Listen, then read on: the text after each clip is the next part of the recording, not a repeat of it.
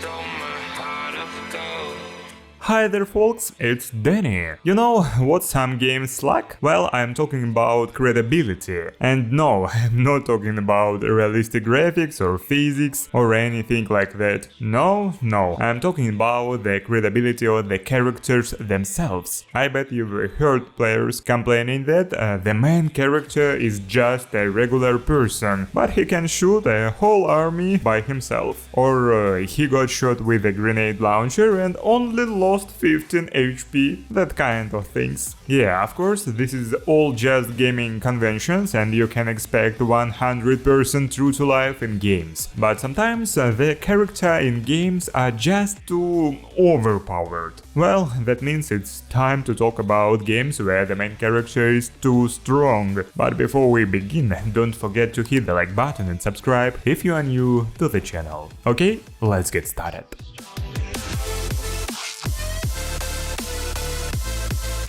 I think nobody would argue that the God of War is one of them overpowered characters. Having avenged the gods of Olympus, Kratos now lives in the realm of Scandinavian deities and monsters. In this harsh and ruthless world, he not only fights for survival against new enemies, but also tries to train his son to do so. Yes, of course, some people may say that Kratos has softened up a new game, revised his life guidelines, and is not the same bloody thirsty God of War that we are used to see before. But his powers are still there, and even if he doesn't destroy huge monsters, with one hand he can still tear any enemy to shreds, no matter how big or small. You name it, Kratos has it.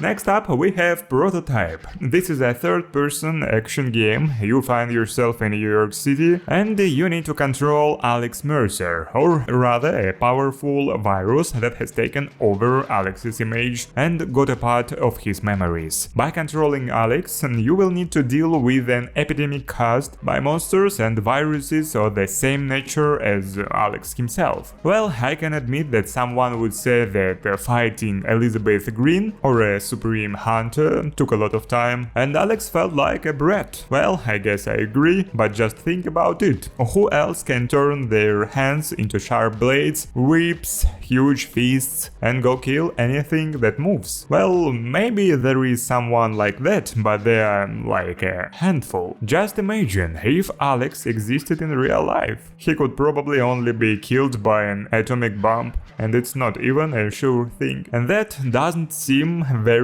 plausible, does it? Well, let's take a look at Doom. If anyone doesn't know, it's a whole series of shooters about a certain special person confrontation an army of demons. Again, here you can easily die from literally a couple of shots, but look, would an ordinary person be able to fight demons, tear them apart with their bare hands, and run and jump with lightning speed? Of course not. Well, you can say that the executioner of the Rock is able to do all that thanks to his special suit, but still it all looks very weird. Just look at the size of the weapons he can pick up without batting an eye. Not too realistic, is it?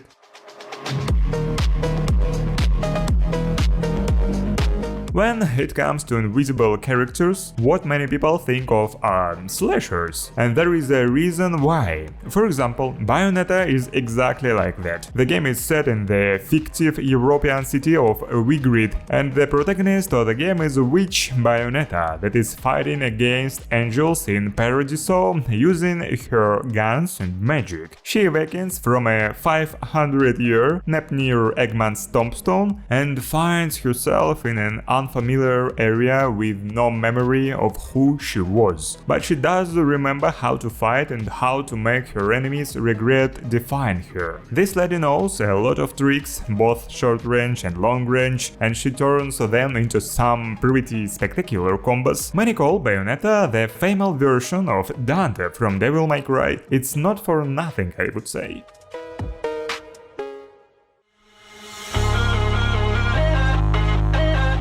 Next up we have Asura's Wrath. It's not a particular well-known action game, but it also has a very unrealistic and overly strong protagonist. The game is made in a mix of ancient Asian mythology and modern science fiction. The protagonist, he is a god named Asura. He seeks revenge on the pantheon of other gods who betrayed him, and yes, it's a very much reminiscent of Kratos from God of War. Asura's defining trait and his superpower as well is unbridled rage and anger, which are directly related to his anger mantra. It means that Asura's strength and power is directly proportional to his rage and anger level. In every battle, this mighty monster will fight his opponents mercilessly until he triumphs and tears everyone apart. Well, considering its power, I even feel a little sorry for those who crossed his path.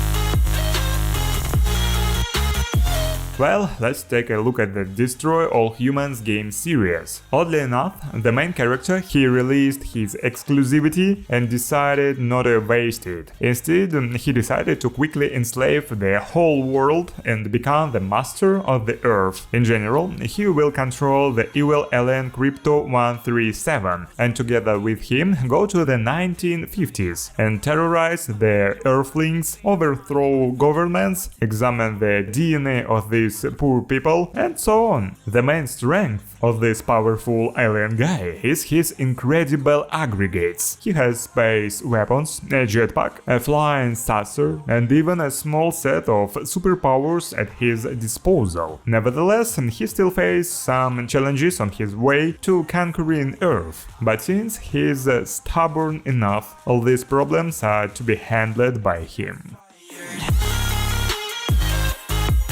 And of course, where would we be without the Devil May Cry game series? And more precisely, the protagonist of almost all the games, half man, half demon Dante. The games themselves are dynamic slashers where you have to chop, cut, crush and shoot all kinds of demons. In general, the cool things about Dante is that he can do all these nasty things without stressing and with a smile on his face. Well, Dante is called the most pompous game hero because firstly, he has great abilities and unlimited power, and secondly, his way of making all sorts of dirty jokes and smiling in any, even the most shitty situation is just something else. Only his brother Virgil can defeat Dante, but that's just a theory. It's just fired.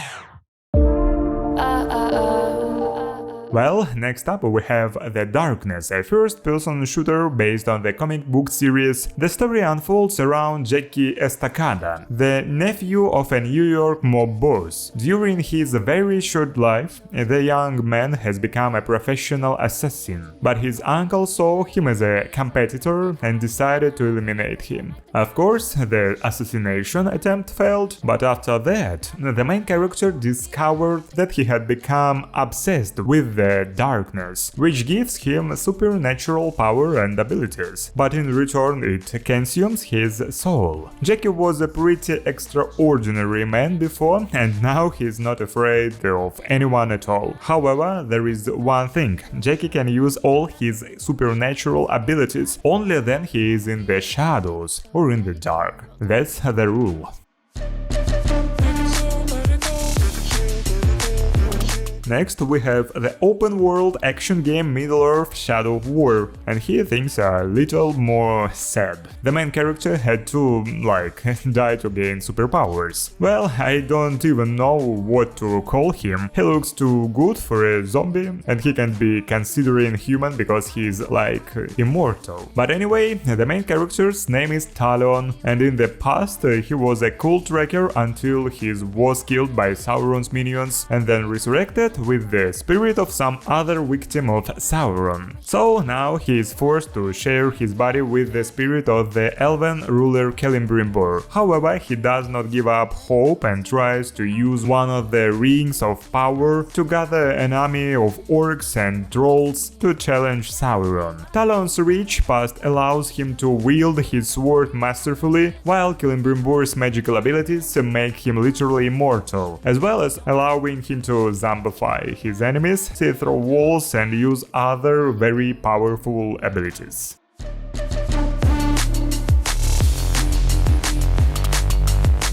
Remember what I was talking about at the beginning of the video, about how one character can kill an entire army? Well, the whole GTA game series was just about that, and then its crazier copy came out, and then it started. Of course, I'm talking about the Saints Row series of games, where a main character named Boss was allowed on top of things and could deal with any enemy. However, in the fourth game, he has to kick the ass of some powerful aliens instead of mere bandits. Desperate times require desperate measures. So Boss has to learn how to fly, how to jump high, how to use telekinesis, maybe how to throw fireballs and a lot of other super tricks. And though he can do all these things only in virtual world simulation, where the main villain placed him, it doesn't challenge the fact that most of the time you are gonna control far too strong character.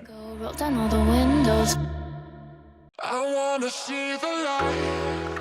What we have next is, oddly enough, God Simulator 3, with a four-legged animal as the protagonist who wreaks real havoc on humans. And no, I'm not kidding, this god is really able to make the whole city go crazy, throw people around, blow up cars and reach the sky with his tongue. Have you ever seen a god in your life that could do that? I haven't. So he could rightfully be called an overpowered character. At least for a god, he's definitely overpowered, and if we consider the fact that the online mode in this game allow you to play 4 gods at once, then you can only feel sorry for the locals, cause these guys are sure to leave no stone unturned in this city.